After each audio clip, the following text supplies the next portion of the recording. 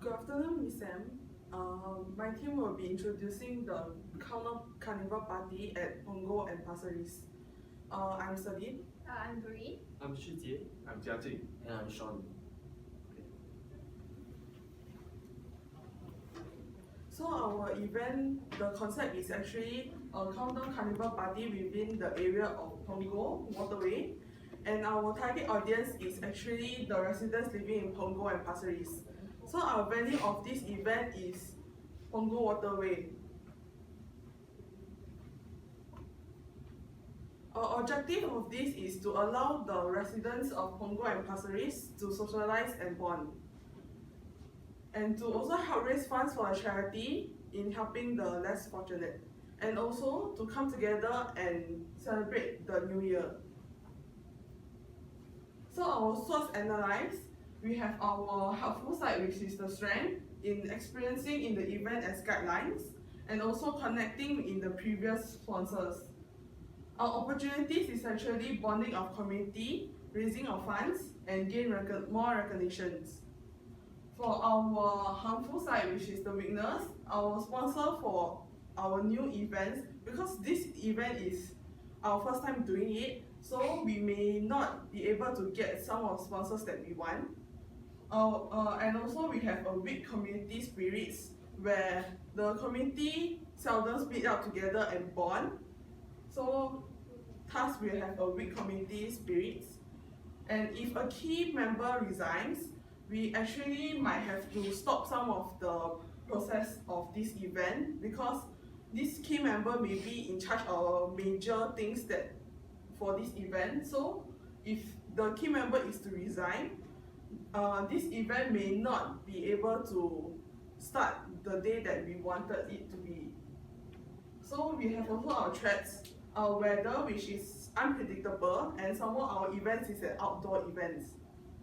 And we also have injuries, potential quarrels, and if the event is not successful, people will take over the ideas and have a better events than ours in terms of the concept wise and all the program in the event. So our organization chart, you can see is organizer, and we have a vice organizer, and this link is because to keep in loop with the vice instead of keep on going to the organizer, but we also have to look with the vice organizer.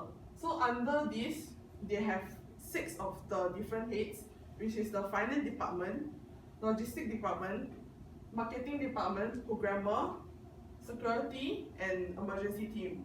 So under the finance, we have the sponsor and administration.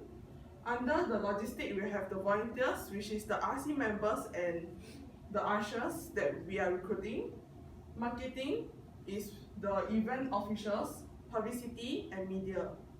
Under programmer, we have MC, performance, and DJ and technical officer. Under security, we have police, security guard, and road ushers. And for the emergency team, we have the firefighters and the medic. Yeah, I'll pass on to the next number. Okay, so next I'm going to talk to you about the program flow of the day itself. Okay, so how the program flow will start off, it will actually begin at 4 o'clock where the official event would commence for the program and the operations team itself. First, at 4 p.m, the stage and technical setups will be what will be happening at 4 p.m, where major logistics placement will begin, such as the mobile toilets, the various barriers and trucks. Next, 5 p.m. will be the actual carnival booth setups and logistics setups, where they start to bring in your first aid station setup, your registration booth setup. That's where the minor setups will begin, which will be at 5 p.m. Following that will be 5:45 p.m. where registration starts and redemption of the goodie bags actually begin. This will be the unofficially start time for the residents and the participants of the event itself, where they can actually start to register and redeem their goodie bags. At 6 o'clock will be the official carnival commencement, which is the unofficial start of the event, where performances, mini performances, minor performances will actually begin.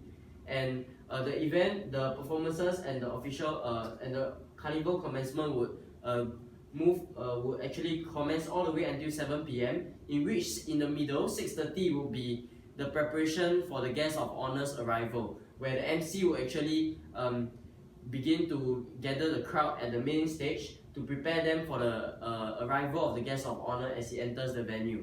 7 p.m. will be the expected time of arrival of the guest of honor, our Mr. Teo Selak, and then that's where the major performances will start to begin from our such as Chinese dance and all. At 7:45 p.m. the performances will cease as the guest of honor will be invited out on stage for his speech. His speech will last for 15 minutes, and that's where the movie broadcast will actually begin. And the movie broadcast will last all the way for 2 hours until 10 p.m. where everybody who are actually scattered around, be it carnival or what, will arrive at the main stage itself, because 10 p.m. will be the actual closing of all the carnival booths and any other booths, and the only stage that will be available will be the main event stage. And that is where during 10 p.m. lucky draws will begin. Many events such as interaction with the residents, getting the RC people to come out on stage to perform and to do some activities with the residents will begin. 11:30 p.m. will be the official screening of our countdown party, which we will screen from Marina Bay itself, where we would make it feel like the whole of Singapore is actually we are counting together with everyone, even in the city. 12 p.m. during the countdown would be where the fireworks will actually begin, and the after party will begin after 12:01 itself. 1 p.m. will be the official closing, where everybody will be dismissed and the whole event will close. After 1 p.m. onwards, for the next hour, it will be the cleanup of our whole area. Next, I'll pass on to JJ for our logistics. Yeah, so I'll be talking about the logistics for our event itself. So as you can see, most of our logistics we are all outsourcing instead of providing it ourselves, because we do not have the logistics that's needed. Okay, so I'll just briefly explain. We have a tentage, tables and chairs. These are all for the game booth. IT equipment, stage settings are all for the stage, as well as the movie screening plus countdown itself. Decorations, fireworks is to basically make the event more lively. Towards the ending, you can play the fireworks, which will make the highlight of the event much more interesting itself. Lighting, power generator to provide the lightings. Refreshment dinner is to provide to the residents if they are hungry or if they want to purchase some of the products to eat as well. And we have mobile toilets, booth setup, mobile aircons for them for their rest area, so that in case they are tired, they feel warm, they can actually proceed to the tent area to actually relax and enjoy the performance. And we also have registration plus ticketing booth and goodie bags.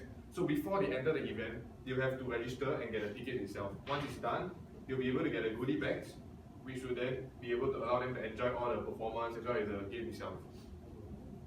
Okay, so this is the logistic plan. I'll just briefly explain. Okay, as you can see, the main entrance is right over here. So when the main entrance is here, all the heavy items such as the IT, media equipment, your stage, will all be placed near to the entrance. Why is that so? Because in any case, if they need to transport the logistics from one area to another, it will be much easier. So let's take one case. For example, if the stage is like over right towards this side, position at this side, and the entrance is over here, it will take quite a number of people to carry and move over to a long distance to the stage area. So if it's placed at the center near the entrance, it will be much easier for them to move about, and it will take lesser time as well. Not only that, you have the power generator. It is actually placed near to a not visible area, because if it's placed somewhere visible to the residents, it will quite be a potential hazard to the resident as well, because a power generator, might cause a serious danger to the residents if it's positioned near to them. So we decided to put it right behind the stage, whereby not many people will be able to enter the stage area. After that, these are all the game booths, the white color one. They are all with tentage, tables and chairs. So it's usually positioned right around the stage area. Other than that, we also have the toilet. Okay, the toilet is positioned right beside the entrance, so it's easier for the residents to be able to notice it. So in any case they need a toilet, they will just straight away know that it's right beside the entrance. So they wouldn't have to go around one whole round around the event area just to find the toilet itself. So all of this is done for the convenience of our residents that's participating in this event. Other than that, we also have ambulance as well as the Milo truck. So the ambulance and Milo truck is just located beside the road. So in any case for ambulance, in any case of emergency, if someone is injured, the ambulance can just drive on straight away from the road and to the main road area. So they don't have to go one big round around the event area just to get to the main road itself.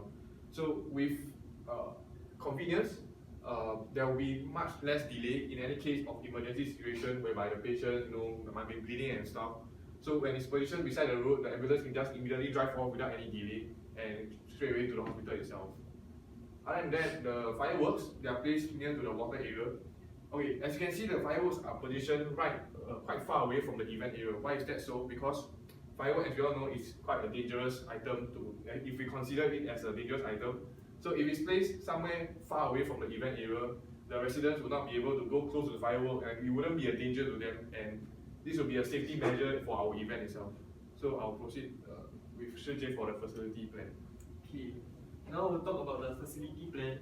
Okay, the entrance is right here, and beside the entrance, there will be a registration counter just for the participants and all the residents to collect their goodie bags. And beside that, there are game booth over here, just beside the registration counter. And all these game booths are planned by our RC members. All the games are created by them, and yeah, they created all the games just for the residents to enjoy themselves, to mingle around, to have fun. Yeah, and beside the game booth, there's this purple color oval shape. This is the stage, and beside the stage there's screen. Okay, this is our most important features as the performances, the live screening of the fireworks countdown will be shown over here, and yeah, just in front of the screen, we'll have the resting area for the residents to rest, and if they are tired or hungry or thirsty, they could proceed to the blue color rectangular box, which is the refreshment point, to get their refreshment, burgers or fries or drinks. We also provide Milo truck for them, and the Milo truck provide free flow of Milo for them, as if everyone feel thirsty, they can just proceed there to take their free Milo. And yes, these two are the side screens for the live screening of from the Marina Bay. And yeah, for this grey color tentage, this is for the logistic, as it is not too far away from the game booth and the refreshment point. This is for the reasonable distance for it to transfer the food or the games if they have not enough. Okay, now I'll pass on to Doreen. So now I'll talk more about the timeline and preparation. So in the month of January, the organizers will come out and meet to talk more about the event ideas and also like the planning of timeline. And also most importantly is the assignment of roles and tasks within the organizers itself. Next is the month of February, which is the main approval of events such as location, road closure, and also like guest list. Next will be the month of March, which is the source of sponsors such as 100 Plus, the Milo trucks, and following up by April and May, which is the recruitments of volunteers and ushers, which are mainly RC members, and also a mass briefing is conducted by the organizers to all the volunteers. Next will be the June and July, which is the timeline of event flow, confirmation of performance and DJs, and most importantly is the arrival dates for MP, and also there will be a fireworks confirmation approval, because this is one of our main highlights of the event, and also the publicity team will start designing and the posters and all the flyers that's coming up. Next will be August and September, which is the volunteers will start planning for games and also the confirmation of all the games flows. And publicity team will start to print actual tickets. And in the month of October, the publicity team will start promoting to all the locals, which the RC members will start promoting to all the residents, and they have more connection with the residents itself, and also getting of sponsor item. It's important because in the month of November, the volunteers will gather around and pack all the goodie bags with all the sponsor items, and also there will be a final briefing and update of the event. Following up by the last month, which is the month of December, there will be a set of event stage and the confirmation of event flow, and there will be also making any final adjustment to the before the actual start of the event. Yeah. So now I'll pass to Shawn to tell you more. Okay, so I'll actually be telling you about the launching, how the launching of the opening ceremony will begin. Alright, not looking at how the unofficial start will begin, we are looking at when the guest of honor begins to arrive and when his actual arrival begins. Okay, so first, the opening ceremony would officially begin where our guest of honor, Mr. MP Teo Salak, approaches the venue and where the MC announces his approaching of arrival. First, there will be scheduled performances and events which will be performed for him and for everybody at the venue itself, at the event itself. Performances such as Chinese dance, Malay dance, ethnic performances and cultural performances will be performed, percussion and many more performances. Next, the guest of honor will also be giving his speech of summary on the milestones and the various achievements that Pasir Ris Punggol CC has actually achieved throughout the entire year, and also will give a brief summary and a sneak peek into the next year for the residents at the event itself. And also after summarizing giving his speech to summarize the year, he will also be handing out awards, certificates of recognition of the various sponsors and stakeholders and various supporters of the event, and he will also be handing out cash check money to the charity organization that we are actually raising this charity event for about. And also the opening ceremony would end off with with Mr. Teo Salak actually pressing a button to start a countdown timer to the end of the year, in which after he presses the button, the event will continue with his movie screening all the way till 12 and 1 o'clock where the official closing.